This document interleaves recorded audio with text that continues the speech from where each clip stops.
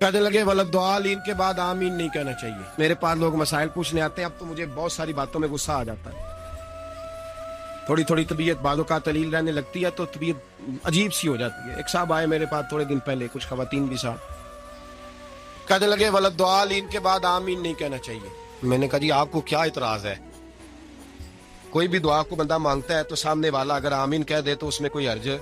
और वलद्दालीन के बारे में मेरे नबी पाक सल्लल्लाहु अलैहि वसल्लम ने फरमाया जब इमाम वलद्दालीन कहे तो मुक्तदियों को आमीन कहना चाहिए, इसलिए कि फरिश्ते भी आमीन कहते हैं। मैंने उसे हदीस सुनाई, मुझे कहने लगा जी वो बात आपकी सही है, लेकिन कुरान मजीद में वलद्दालीन के बाद आमीन लिखी नहीं।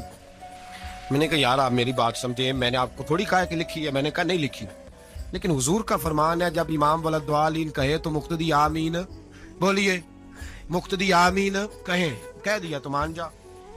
लगा जी यहाँ नहीं लिखा। मैंने कहा आपने कुरान जी सारा पढ़ा है? कहता नहीं, सूरत फातिहा पढ़ी है। मैंने कहा यार तू सिर्फ सूरत फातिहा पढ़ के मुफ्ती बन गया, सिर्फ सूरत फातिहा पढ़ के तू फाजल आलिम हो गया बस? तो अल्लाह के बंदे तू अभी राह गुजर में है, कह दे मकाम से गुजर। कहने लगा जी नहीं, जब तक लिखी नहीं जाएगी मैंने पढ़नी नहीं। मैं क्या बेहतरीन हाले दे कि तू कमरे जो बाहर टुट जा, बेहतरीन हाल है, वरना तेरा इलाज मेरी नजर में कोई और है। अक्ल ही कोई नहीं, शऊर ही नहीं, जो मर्जी मुंह में आता है कहते जाते हो। मैंने कहा कुरान में तो नहीं लिखा हुआ फजर जोर असर मगरिब इशा पढ़ो, कुरान में तो नहीं लिखा फजर की 2 रखते हैं, जोर की 4, असर की 4, मगरिब की 3, तो ना पढ़ू ना पढ़ू?